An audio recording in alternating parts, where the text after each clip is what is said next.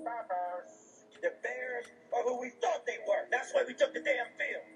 Now, if you want to crown them, then crown their ass. Bears. Stafford down the middle, intercepted. D.J. Moore. Overthrows and intercepted for D.J. Moore. Will I see you back? Throws and is intercepted by D.J. Moore. Pushing up the hill, searching for the thrill of it. Takes the snap from his own end zone, lines up, throws, into traffic, and it's deflected. Picked up by D.J. Moore. On the 10, 5, end zone. Touchdown! Touchdown Bears!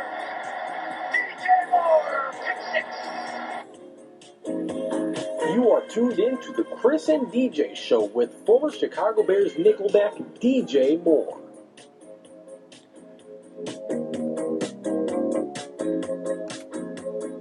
What's going on, everybody? Welcome back to another episode of the Chris and DJ Show. I am Chris Shanafelt. He's former Chicago Bears nickelback DJ Moore. Thanks to everybody tuning in, Facebook Live, Twitter, Periscope. You can also find the podcast now after every live recording. It's officially on iTunes, on Spotify, pretty much anywhere you can find a podcast, Stitcher, all that good stuff. So go ahead and search Chris and DJ Show on your lunch break, on your commute to work, on your commute back home. Again, Chris and DJ Show. Appreciate everybody tuning in and supporting the show. So first things first, DJ, we got a quick recap of a Bears game from Sunday. They defeated the Minnesota Vikings 16-6.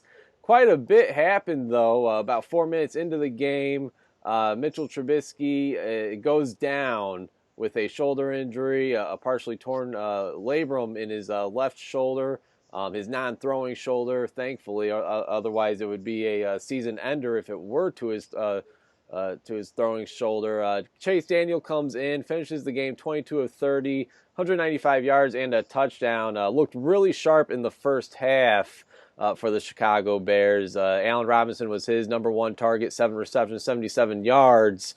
And that was kind of the theme of the game for the Bears. Backup players stepping up big time. Nick Kwiatkowski, he stepped up for Roquan Smith, who was a late scratch for personal reasons. He did not play in the game. Nick Kwiatkowski got the start. He led the team with 9 total tackles, a sack, and a crushing blow to Dalvin Cook. Absolutely bum rushed him into his own quarterback, Kirk Cousins, which forced some defenders to get to Cousins for a quarterback sack. So some backup players really stepping up big, whether it's on the offensive side of the ball with Chase Daniel, defensive side of the ball, Nick Kwiatkowski, Nick Williams, defensive tackle, really stepped up big in Akeem Hicks' absence. So the Bears were able to escape with a victory, 16-6. They're on a 3-game winning streak, a big victory against a division opponent. And the Minnesota Vikings, I mean, they're very good on defense, but on the offense side of the football, man, they looked lost. And, of course, they got a quarterback under center, Kirk Cousins, who's making $84 million guaranteed. It certainly looks like and sounds like the Chicago Bears may have broken the Minnesota Vikings. You got some receivers that are very unhappy with their quarterback's performance. You got their quarterback apologizing on live radio to those receivers. Not a good situation there. Thankfully, here in Chicago, the Bears got the victory over that Minnesota Vikings team. They're 3-1, tied for first place with the Green Bay Packers now in the NFC North. What were some of your takeaways from this Bears victory from Sunday against Minnesota, DJ? Well, it's really just it's the same concern that you had going into the game. I think Chase Daniels came in, did a good job. He looked a little more, I guess you can say he passed the eye test for the offense, if that makes sense. He just looked more fluid when he didn't making decisions. But still, it's just the same. Like, it's a good defense, really good defense. You got Khalil Mack. Is it Robertson? Like, he's just really good, man. Like, I can't explain it. Like, he's just really good. We talked about offensive line being terrible. We talked about Cal Long, didn't we? Like, how bad he was. He won. I'm assuming did he get benched? No, he was hurt. A hip injury, or so. Yeah, so he was another one of But those the guys line that. looked. I mean, it looked. But even with him being hurt, I mean, it looked better though. Right, Like it did. it was better blocking. It wasn't just like leaks everywhere. So from a perspective of Trubisky getting hurt, it's like, man, you know what? Daniels had a little more time than Trubisky was having or whatever. Um, but the defense stopped the run, and I think that was number one, rushing offense in the league. Stop that. I mean, Kirk Cousins, nobody never believed in him be the person that's going to throw the ball down the field. And I realized why their receivers is frustrated because it ain't just this game. Like they might well run a wing T at the pace that they trying to run the ball at. How Clinton Dix looked really good, man. So I mean, the defense just looked good. The offense still 16 points. It looked like a good look. It was a good looking 16 points, but then again, it's just 16 points. You know what I mean? So, but yeah, it's just all the same. Tariq Cohen looked good. If he out of the backfield, he's a nightmare for people. I think we still got to get a more of a running game where it's like guys are not getting hit in the backfield for losses. You know what I mean? Like it's more so of a stalemate instead of like a mauling at the kind of like what our defensive line. Now we changed the line of scrimmage from if it's they push it back at least 3 yards. You know what I mean? That kind of style. But when you win, and you winning. So when you got a defense like that, ain't no really. That's just what it is. Yeah, same song and dance for these Bears, at least from what we've seen over the past now year and 4 games. Here's a stat. Since 2018, so since last season, the Bears are 5-1 when scoring less than 20 points. Of course, they won this game 16-6. The rest of the NFL is 29 and 188. That's 13% win percentage compared to the Bears' 83% win percentage at 5-1 since last season. You mentioned it. I mean, this Bears team, they shut down the league's leading rushing attack with Dalvin Cook in the backfield. They got a rookie, Alexander Madison from Boise State, who's looking pretty good as well. They shut that down, which caused them to have the ultimate success against the passing game. Diggs did get his touches. Diggs did have 100 yards receiving, but a lot of that was when the game was kind of already out of reach. And their other star wide receiver, Adam Thielen, 2 receptions for 6 yards. Going back to the offensive side of the football really quickly, though, DJ. Chase Daniels, what are the chances he holds on to the starting job? You know it, DJ. The most fascinating, the most loved player or position here in Chicago is the backup quarterback. You know it well from your days, and we're starting to experience that now. I see a lot of people already calling for Chase Daniel to be the next Bears starting quarterback, believe it or not. This offense, there's one thing that's certain. This offense did look more fluid. It did look like Chase Daniel may have had a little bit more, but was in more control than what we've seen from Trubisky in the past. Again, I mean, Chase Daniel, he has plenty of experience in this offense and plenty of experience working with Matt Nagy from their days dating back to Kansas City.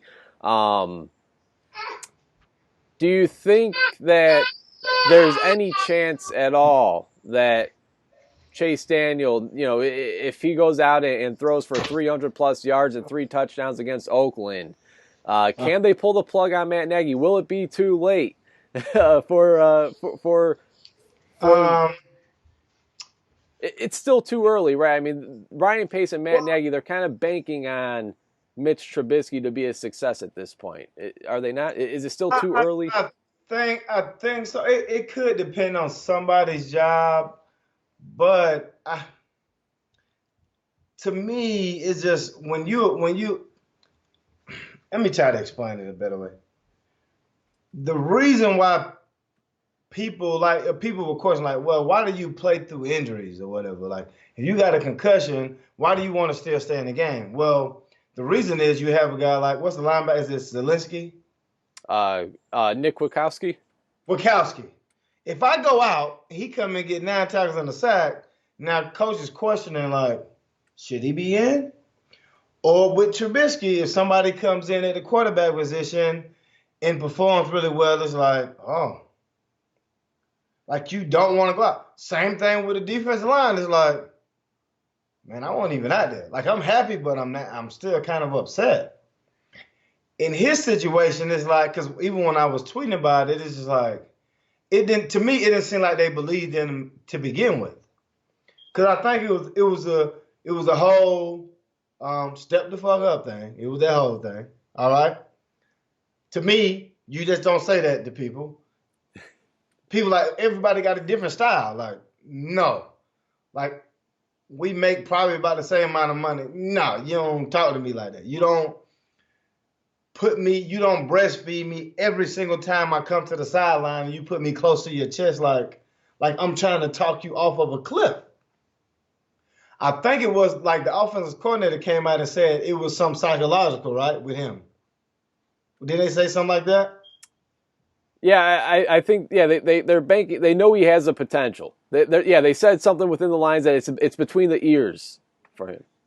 Think about that though. Just go back. And this is recent. And we gonna go basketball. Markelle Fultz. What did they say? It was like here, like he could shoot, and then all of a sudden, he couldn't shoot. Now, from personal experience, when I was in high school, I could shoot from half court with my eyes closed. Now, I just play defense and get rebounds. You know what I mean? Like in my head, I can't shoot, and when I shoot, I don't hit nothing. Like I understand how that works, but when you say that when you come out and say that about the player, to me, you're trying to distance yourself. You're trying to say, it's not my offense. It's not my play calling. It's his dumbass. It's him. You know what I mean? And I don't think people realize it's like I can see you just pushing people away from you because before the reports was, oh, he good. He the guy. Kemp, he good. He the guy. He good. He the guy. Now, I wasn't at camp, but I can bet you my bottom dollar he struggled throughout camp. Now, that's not because he's probably not good. It's because that's just the defense that you're playing, but still, like he's probably been struggling the whole time. Now, do you do him any favors because you didn't put him in for the preseason? Does it matter? Sometimes it does, sometimes it doesn't, but for young players, normally it's better to kind of get your feet back wet or whatever. When Chase Daniels came in, he just looked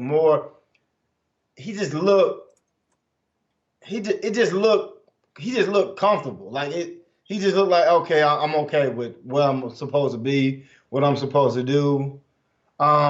Even him getting hurt is kind of one of those things like man, what are we doing? You know, why are you running? Why are you doing this? Should we be in the pocket? Or I think who was it? It was the Hasselback showing a play where a guy was open. He like, you know what? He took the check down instead. So my thing was not even that saying that Chase Daniels is a guy. It's really more telling than saying that he's not the guy. Now, we're going to talk about the Raiders, and what's significant to me about that is I think you can get caught for cheap. Athletic, can throw, can do everything you need him to do. I don't think the Raiders want him. Seemed like a good idea to me. But you know what? You let me know. Well, certainly after this season, it'll be very telling. It's almost sounding like Trubisky will be back after the bye week. They play the Raiders on Sunday, and then they go on their bye. And it sounds like Trubisky might be back by then. Obviously, we'll just have to wait and see and stay updated on that situation. But so yeah, we'll get to the Minnesota Vikings, or excuse me, the Oakland Raiders game in just a minute. But one thing, we talked about Chase Daniels, how he just looked like, we know he's familiar with this offensive system, dating back to the Kansas City days. He's very familiar with Matt Nagy. Even when he was under pressure, like it's not even really just how familiar he is of the playbook or, making or just when he was getting flustered and when this offensive line, it was probably one of their better games of the season, but it was still a pretty rough game in general. And the Vikings defensive line what was getting to Chase Daniels. They were getting some pressure. Vikings defensive line though, like Right. Well, yeah, one of the better D lines, no doubt. But when you got a backup quarterback and a backup quarterback like Chase Daniel, who honestly doesn't have a ton of experience of playing in regular season football games. He's only started 3 in his career, 10 plus year career, that is. The Vikings D line was getting a lot of pressure though, and he looked fine. He made some really solid throws even under pressure, right as the defender's getting to him, and was still able to lock on to his receivers. So the Bears nonetheless get the win, 16-6. They're 3-1 as they travel now to London. Actually, they just boarded their plane about 2 hours ago to make the travel overseas to London. Yeah, and Raiders have been there. They left Sunday after their game against the Indianapolis Colts. They went straight to London and practiced there for the week and prepared for the game. They're overseas already. So after a solid victory at home against a fellow NFC North opponent, again, the Bears are now traveling to London to play the Oakland Raiders. And DJ, the last time the Bears played in London was back in 2011, back when you were still on the team, and you guys took on the Tampa Bay Buccaneers. And actually, I got a video. DJ, you actually sealed the deal. You sealed the victory. We'll get that video playing right here. Sealed the deal, 24-18. Josh Freeman. You picked off Josh Freeman, the then Tampa Bay Buccaneers quarterback. And again, sealed the deal, got the victory for the Chicago Bears there at Wembley Stadium, a new stadium now that the Bears will be playing in this week. Going back to the week of preparation, though, DJ, and actually playing in the game itself overseas, if I'm not mistaken, you guys took that route, to spend the extra time out there, 5-6 days, whatever it was, before the game itself. What was that week like gearing up for the game, and then the game itself, once game day finally arrived? Did it feel any different? Did it feel like any regular season game, or was there added excitement to this game because it was overseas, because there was a little different vibe to it? I think a little bit. We didn't spend the whole week. We kind of did, I guess, what they doing now, because I think we got down there Thursday. So it was like a couple extra days. Because I know Tampa Bay went down. They did that. I mean, they were down there the whole week. So I'm assuming they were trying to limit the time where I guess you went out and did all of that stuff. But the preparation stuff was fine. I thought we did most of it before we left. And then because when you got down there, it was more so, certain players had to go play cricket or something, and other players had to go do this, and you was out, and you was just essentially just having a good time. Now, once the game came around, it was kind of unique because they were fans of football. You know what I mean? Now we know the sport is king over there, but so you would have like Patriots jersey, Brown jerseys, Bear jersey. Like they just had their jersey and they wore them to the game. So when you make a first down, they would cheer. You know what I mean? The other team make a first down, they would cheer. When there was a touchdown, they would cheer. Like everybody was just getting cheered for. I mean, it was exciting to see. And even when we came out, it was kind of almost in a sense like their Super Bowl, because it was just camera just flashing everywhere, because you just not used to like having the players over there, whatnot. But it was all right, man. It was a unique experience. The field was kind of slick, but I don't know if it was like one of them. It kind of felt more soccer fieldish, if that makes sense. Like one of them fields you kind of roll in, but it looked really nice. And for us, it kind of worked out. But yeah. Eat some fish and chips and a Sprite or something, you know what I mean? Well, I think it was Wembley Stadium was a soccer field, right? I know this new stadium. It was, but I didn't know how the grass. It's kind of like almost like I remember playing in Arizona one time. It was like that. I think because they roll in the field, so it's kind of like I don't know. It looked like you shouldn't slip, but you do slip, if that makes sense. Like playing at Soldier Field, like I know I'm gonna slip. Like this is gonna happen. But there, it just looked really nice, but I guess it's kind of marsh or something. I don't know. So, but it was a man, it was a really really nice stadium. Where are they playing it now? Is it a new? They built a new stadium or is it a new place? No, I believe it's a totally new place, new stadium. Tottenham Field, Tottenham Stadium. Actually, they just played a soccer game in it. If not yesterday, the day before yesterday. Oh, okay, okay. So they gotta be working on that field by now, and it'll be interesting to see what it looks like. Yeah, I believe this is gonna be the first football game, NFL football game, played in that stadium. So they won't be at Wembley, but they will be here or at a Tottenham Stadium. Well, that makes sense to move around different places. I mean, that makes sense. Yeah, yeah. Well, that's cool. So what? So all right. So we know the NFL. It is a U.S. sport. It's king in the U.S. At least as far as I'm concerned. But with other countries, I mean, were you surprised by the outcome of the fans back in 2011 when you were out there in London? I mean, there seems to be a lot of, you know, I know quite a few Bears fans that are in England and in other parts of the world, in different countries. But for you, coming off the bus and just seeing, the Browns jerseys, Patriots, you see Bears, Eagles, just seeing all types of different jerseys in a totally different country, did that kind of catch you off guard? Well, no, man. Honestly, the coolest thing, the game itself, you just play.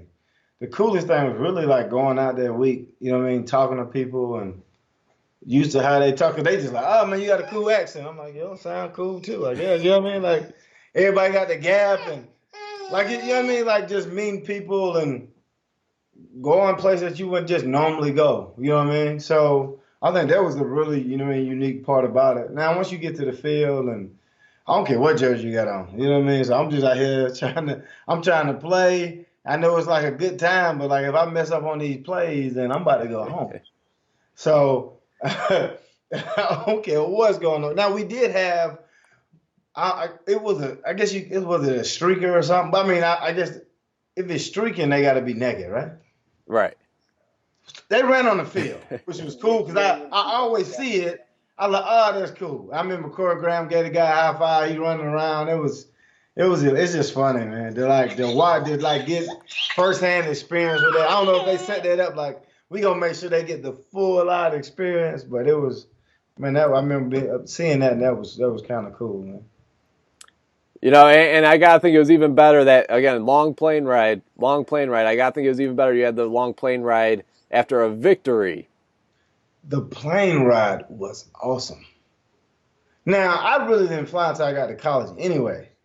But I didn't know what to expect because I think, and I had just got good enough too. So I was at the front of the plane. Oh, listen, it was like we had it was a seat, but it reclined into a bed, and it had its own like section where you can watch it. Listen, it was legit. Flight attendants looked legit. Everything about it was legit. Cause it was like I think it was like had like an upstairs. Listen, I was just like, man, this is legit. Cause I think everybody, depending on like, I guess depending on your status or like how much you played, you'll be further towards the front and stuff. So I think I just made the cutoff. Oh, it was wonderful, man. So did you have your own like little space, or did you have like somebody that you're sitting next to, or almost like a roommate for the ride? Kind of like, I can't explain. I guess you could say like a therapy chair or something. Where it could like you had your own like little pod or something. Like you can see it was just cool. I can't really explain it. I can see it, but I just know it was all right though. So How long was that plane ride? I don't even remember, man. Like you were so comfortable because you can watch stuff and get. I mean, you just. Man, it was just good. It was just comfortable. I don't remember how long it was though, really. But Well, if I ain't got to sit there and just sit up and have my hamstrings get tight, I'm good. so you guys were able to escape London last time with a victory. We'll see if they can do it this time. They're playing the Oakland Raiders, DJ, and it's been a while since I've looked forward to a game against a non-divisional opponent more than this game against the Oakland Raiders for the simple fact, everybody knows it. You probably know what I'm about to say. And that's Khalil Mack revenge game We've seen this guy take over games fresh off of holding out of training camp, preseason, with only a couple of practices under his belt when he first arrived here in Chicago. Now sprinkle in a little added motivation in playing the team that traded him a little over a year ago now, who, by the way, has struggled mightily at getting to the quarterback. I believe since he's arrived to Chicago, Khalil Mack has 17 quarterback sacks. The Oakland Raiders, since trading Khalil Mack, has 18 as a team. I mean, I'm going to get my popcorn ready. DJ, get your popcorn ready, because I think Khalil Mack could possibly have himself a career day. And this is a guy that has 4 sacks in a game. That's his career high. We've seen what he was able to do against the Green Bay Packers in the season opener last year. I think it could be one of those games where when this guy, whenever it happens, because I think it's going to happen, he's on the trajectory of a Hall of Fame career. When he gets inducted into Canton, he's going to have a few of these highlighted plays from this game on his highlight reel. Well, I guess you can call it a revenge game. I mean, he the one that got paid. To me, I think it's more of a revenge game for Gruden. It's like, I let you go, so let me show them, like, why. So I think, and if I'm the coach and I let you go, I'm going to try my best to scheme something at you. Like something just to make you look bad. Or to let you not be the guy that wrecks everything. I think they'll probably like run at him or just have somebody chip him out. Again, last week, Minnesota had a good running back. This week, same thing. Got another good running back. They've been running the ball a lot. Carr's been taking care of the ball. In the 2 games they won, their defense has been really good, really aggressive. But I think as long as Oakland don't turn the ball over, the game will be close, because I just still am not sure about the offense putting up points on anybody, really, without the defense generating turnovers. Even with the Redskins, it was more so, why did you get points? Well, you had one long drive, but the other one was like short field, short field, short field.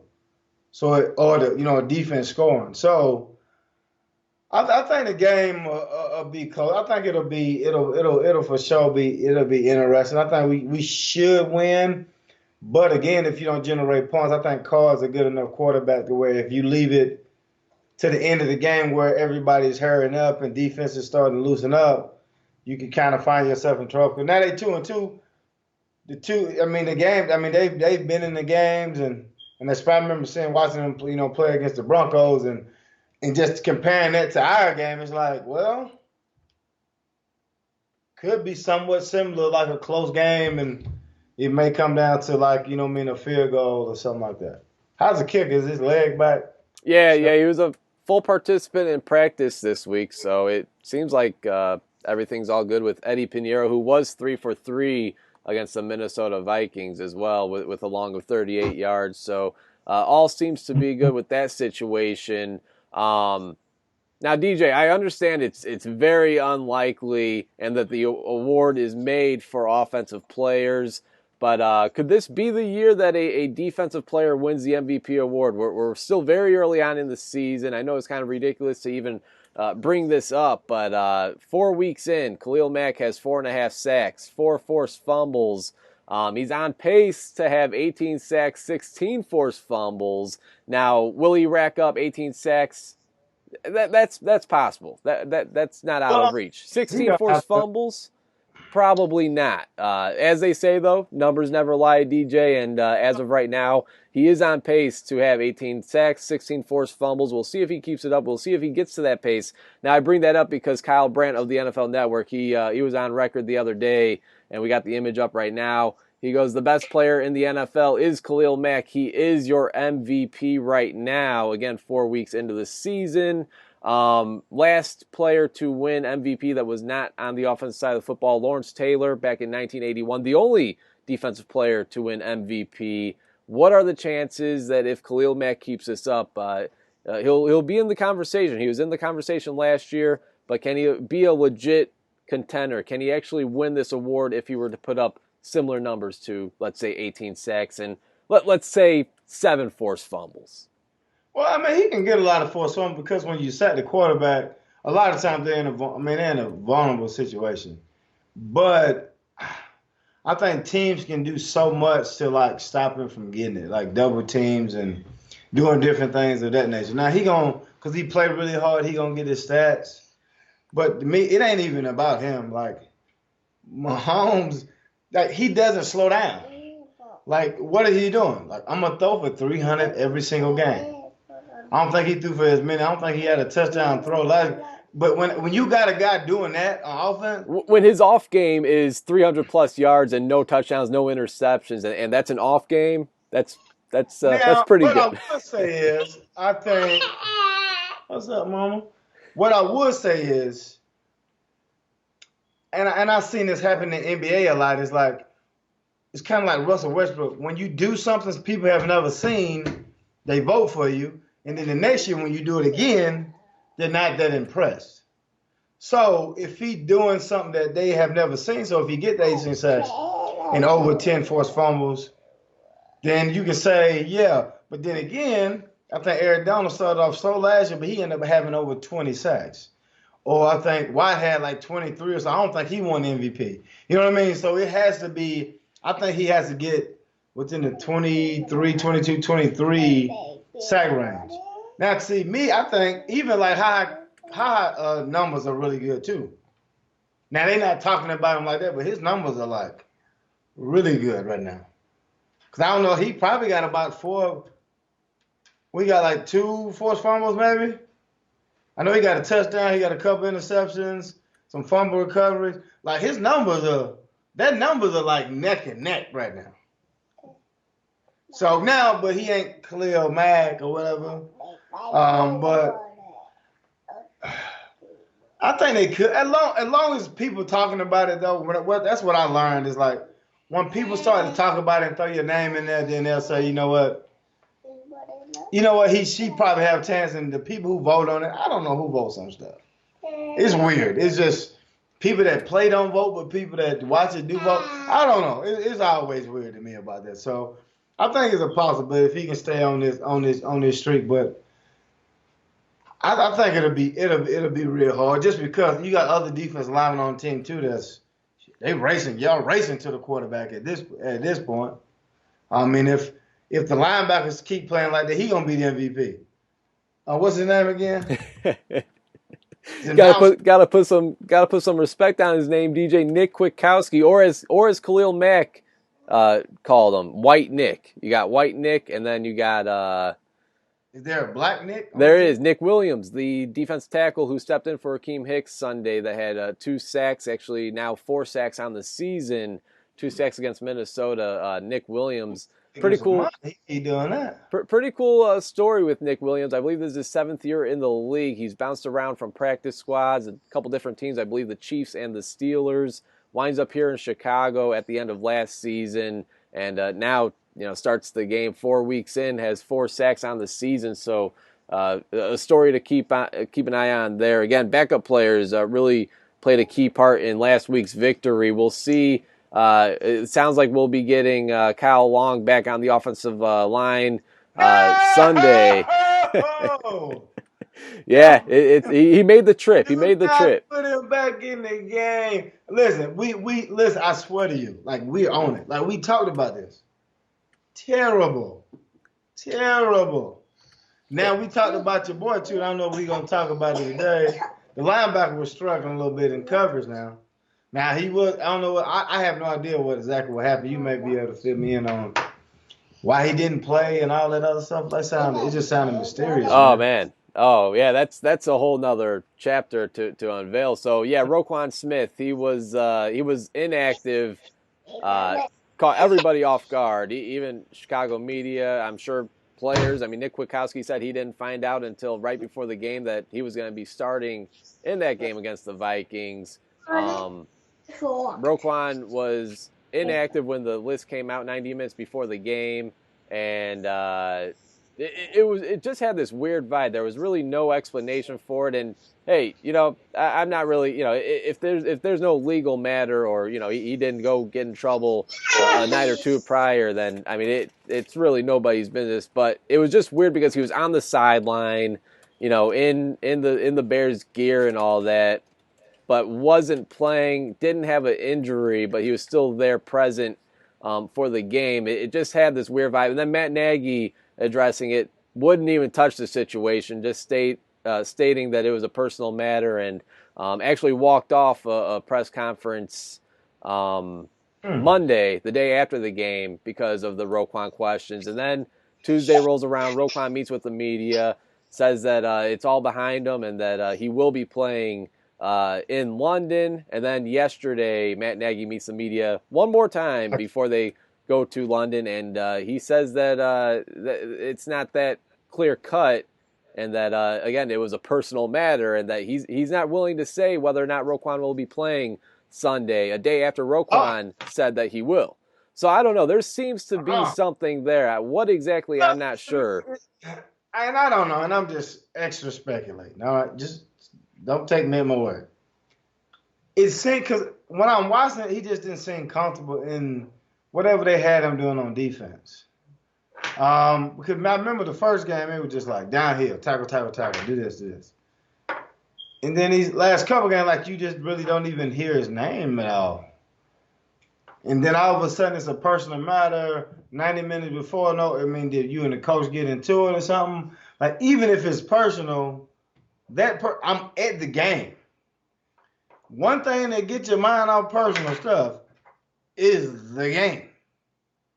So, because it kind of reminds you almost of the Butler thing with the Patriots, where it's like, either you did something and then I said you ain't playing, or it may be like you broke a team rule, or you just came back. Did you come back late or something? Or then when I tell you I'm playing, the coach like, I ain't really sure. Like we're not talking about a cat that we think is borderline. We talking about a cat that had Urlacher numbers last year. Like, that was killing it. And then, he said he didn't play the first 2 or 3 games or something like that? I think it was the first game he did not play last year. And then the second game, I don't think he started. And then it wasn't until the third game when he was actually starting on the defense. So, this is like, he's supposed to be the next in the long line of linebackers. And all of a sudden now it's one of them Derrick Rose situations where like, what did you? Oh, man. Don't even bring up Derrick Rose, man. We don't, hey, I have all love for Derrick Rose. No, he had it might have been New York. He had like a personal situation. He didn't that's right. He randomly didn't show up for the game. It was something weird. I think it was when he was with Cleveland. I think when he had that short stint with the Cleveland Cavaliers.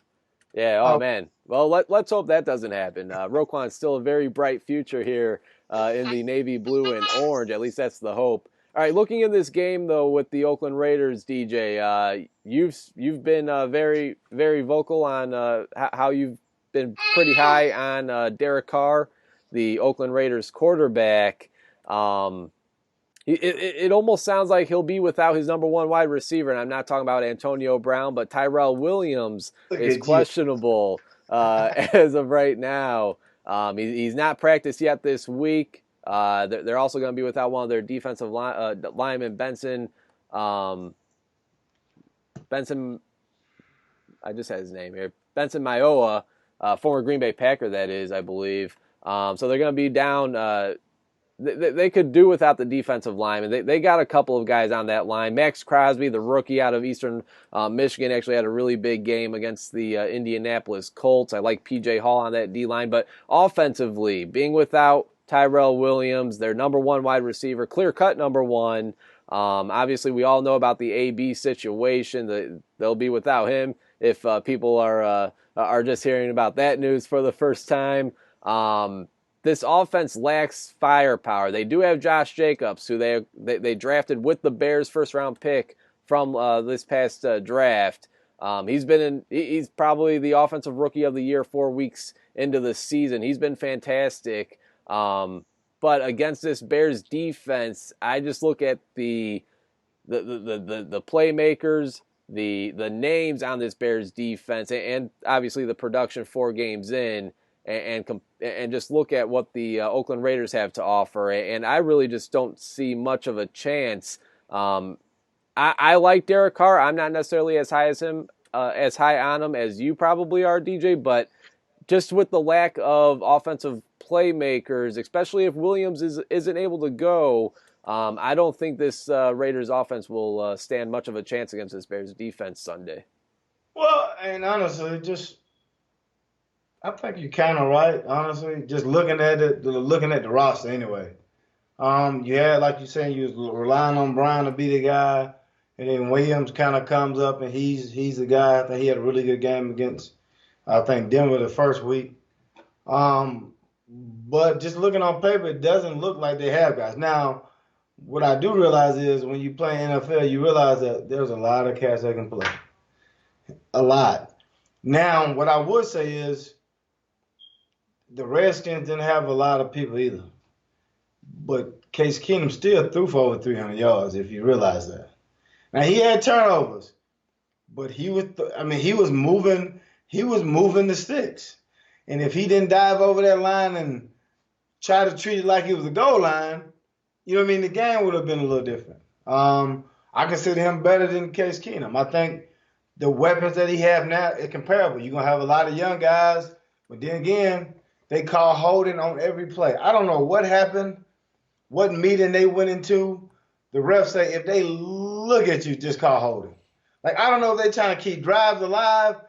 Like, they used to didn't call it like that. It used to be like, okay, I remember Pete Carey used to call like, yeah, just keep holding because they just won't call every one of them. They have changed that. And even when it ain't holding, they'll call. I mean, it's just awful. So I think it should be hard for them to run. Like, again, we got people on every level that can play. But I don't see us generating a lot of points. I didn't see Joe Flacco being able to score any points at all. But honestly, they probably should have won the game. Because at the end, they was able to move it a little bit at the beginning, then they was able to move it a little bit at the end. Same way with the first game with Aaron Rodgers. He couldn't move it at all, and then one drive or two drives, and then you in the end zone. Now, I don't think that defense is comparable to ours, but playing against our offense, then to me, it's kind of comparable now, where it's like, it's still, I don't think we score over 20. If you don't score over 20 points, to me in the NFL, you're gonna have an opportunity at some point to lose a game. So I don't see us scoring over 20 points. You know what I mean? So I think it's still a chance that they may. I think we will win, honestly. But I don't know. It's just a mystery. I'm just trying to figure out what we do on offense. And Patterson, is he a running back? Is he a quarterback? I don't know what's going on. The running backs don't get running back carries. Mike, was it Davis, right? He disappeared. I mean, literally, David blamed it. Like, he's out of here. Long is coming back, and I wish he was going longer. You like that one? You know what I mean? I don't know. Now, Chase Daniels did do really good the last game. Now, it's different when you just start. It for some reason, it's always different. Because when they prepare for you, it just looks different. Like when you come in, when it's a surprise, I call it that fixed magic. Everybody got that fixed magic when they just come in surprised off the bench, like, let me save the game. But when I prepare for you all week, because you've been in the league for 10 years, you ain't started a lot, but now they got a lot of family, so they know, you mean, what you like to do, you get it out fast. So they may, and I think they play a little more man than most teams too. So it'll be interesting and to see what kind of what goes on. What time is the game come on? It's like one of them early morning games. No. So this is going to be a noon game. 1 Eastern, 1 o'clock Eastern. It'll be about 6 o'clock in London. So first noon game for the Bears. So those are always my favorites. So I'm a happy camper. Looking at the Oakland Raiders roster right now, and yeah, let's say Tyrell Williams does not go Sunday. Again, his status is up in the air. He's questionable. He has not practiced all week. That's the Raiders' number one receiver. They got Hunter Renfrow, their rookie out of Clemson. They got J.J. Nelson, a speedster, former Arizona Cardinals wide receiver. Keelan Doss, of course, he was kind of the star of Hard Knocks, rookie out of UC Davis, undrafted kid. Trevor Davis, they just acquired in a trade by the Green Bay Packers, who actually scored a touchdown last week for the Oakland Raiders. And then they got Darren Waller, the tight end, who 4 games in actually has more receptions than any other tight end in NFL history through 4 games, believe it or not. And that number is less than what I actually expected for that to be a record. It's 33 receptions, but he's been Derek Carr's go-to guy, minus Tyrell Williams, but certainly an impactful player, kind of a breakout player so far to start the year for the Oakland Raiders. Darren Waller, the tight end. So those are a couple pieces that could potentially be forced to step up if Tyrell Williams does not give it a go. Before we wrap up the show, DJ, let's go ahead and give our predictions for this game against the 3-1 Chicago Bears taking on the 2-2 Oakland Raiders in London, overseas. The game will be noon Central, 1 p.m. Eastern, as we just said. And again, Khalil Mack revenge game. That's obviously going to be the main talking point. That's obviously going to be where everybody's eyes are going to be drawn to, is Khalil Mack. Every defensive snap that the Bears are out there. As you said, it'll be interesting to see how John Gruden tries to find a way to kind of stop and shut down Khalil Mack. Nobody has really been able to do that yet in the league. We'll see if John Gruden can his genius side can show. Maybe he got some pointers from his brother Jay Gruden over in Washington. Not sure if that would really help or not, but this is that's going to be the main target. Khalil Mack. We'll see what he's able to do. I think it's going to be a breakout game again. We've seen what he's been able to do without any added motivation. He even said it himself. This is a game that he's been kind of licking his chops for. He's had it circled on his calendar. He was actually talking to Deion Sanders last week. He got the call, as Deion calls it, after he goes ahead and calls every or not every, but players that had big games, and Khalil Mack was one of those players. And he told Deion Sanders this is a game that he's been looking forward to for a long time. So, you could double team, you could triple team them, and we've seen it done many times. Raiders better know this. Don't throw a tight end on Khalil Mack, whether that's Darren Waller, who's having a breakout year. Let's not break that. Let's not throw him on Khalil Mack if you're the Raiders. But predictions for this game, I'll go ahead and kick it off, DJ. I think I think there's a very small chance, believe it or not, that this could call for an upset game just because of how easy of a matchup this seems to be. And you're on the road, you're in London, a neutral site. But at the end of the day, I'm still having a hard time trying to figure out a possibility in which the Raiders could pull this one out. Kind of like how when we were talking about the Redskins game, just overall offense, defense, and even special teams, I think the Bears just have them beat on all 3 phases. Something that shouldn't go unsaid, DJ, Khalil Mack revenge game. Yes, it's also Eddie Pinheiro revenge game. Of course, the Bears traded a 7th-round pick to the Raiders earlier this year for the kicker by way of the Oakland Raiders. So let's not forget about that. But yeah, I think the Bears dominate this one. We'll see, though. I mean, again, Chase Daniel, he's the starter. As you said, sometimes it's different when you're the starter and you're not coming in as the backup. So we'll see how the offense performs. He's certainly familiar with the playbook, and this offense has a lot of firepower that has yet to be unleashed on opposing defenses. I'll go the Bears 24, Raiders 10. They'll get 10 on the Bears, but I think the Bears win this one pretty convincingly.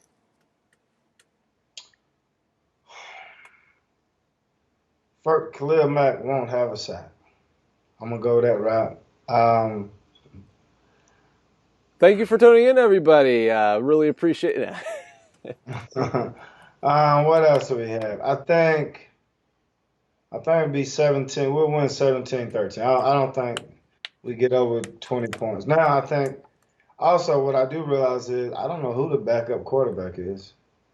For the Bears. Yeah, so if he get hurt, Right. who comes in? So Somebody, right? what's that? We had to sign somebody, correct? It has not been official yet, but the expectation is that they'll bring up Tyler Bray from the practice squad, another guy who's traveled with Matt Nagy dating back to their Kansas City days, former 7th-round pick out of Tennessee to Kansas City, but this is the guy that's been on a practice squad his entire career. Tennessee? What's that? He was in Tennessee? Mm-hmm. Yeah, Oh, Tyler Bray. oh. Now, if Chase Daniel were to go down last week, Tyler Bray wasn't on the roster. The TV broadcast said that Tariq Cohen would actually be the next guy up at quarterback. So that would have been interesting. That would have been fun to watch. My thing is because even just watching it last week, every now and again, especially short distances, they'll run a triple option. They'll put the quarterback in harm's way a lot. I mean, I've seen them lower the head a couple of times. You'd be like, you know what I mean? So, and I think something like that could change the game. I think with Oakland, even though Khalil Mack is really excited, like I think they will be excited as well. Like when I'm on defensive line watching another guy that may have been my idol, like I want to impress him. I want to show him up. So I think both teams. I think the defense a while to dominate for a while. That's why I just don't see us going over 20 points unless somebody intercepts something. So but I don't see them trying to give the ball away. So it'll be Khalil Mack, no sacks. You want to put $5 on that? At $5 it is. Khalil Mack 3 sacks. He'll have 3 sacks on against the Oakland Raiders. You going for the gusto? And take my money back. Let's do 5 on the 3. Like if it's 3, you get the 5. If it's under 3, I get the 5. I'm gonna take yours then, but he ain't gonna have none. I think you'll be eating your words on that one, DJ. So all right. So you're saying was that 17-14? You're going Bears? 17-13. 17-13. I'll go. As I said, 24-10. I think it'll be a convincing win. I think the Bears are going to control it all the way up until the end. Maybe allow a few points there down in the fourth quarter, as they did this past week against the Minnesota Vikings, a game that should have been a shutout, but they did end up allowing a touchdown there late in that game. So we both expect the Bears to go into the bye 4-1 on a 4-game winning streak after losing the season opener, of course, to the Green Bay Packers. So it should be an interesting game. Again, the first noon game of the season. They'll be in London taking on the Oakland Raiders, hoping to get to 4-1. As always, DJ, appreciate you taking the time. Thanks, everybody, for tuning in. Again, whether you're tuned into the Facebook live stream, Twitter, Periscope, and as always, you guys can check out the podcast. If you missed any past episodes or this episode in its entirety, check it out, iTunes, YouTube, Stitcher, Spotify, all podcasts. Anywhere where you can find a podcast, you can find the show Chris and DJ Show with former Bears defensive back DJ Moore. And until next time, everybody, take care. Peace.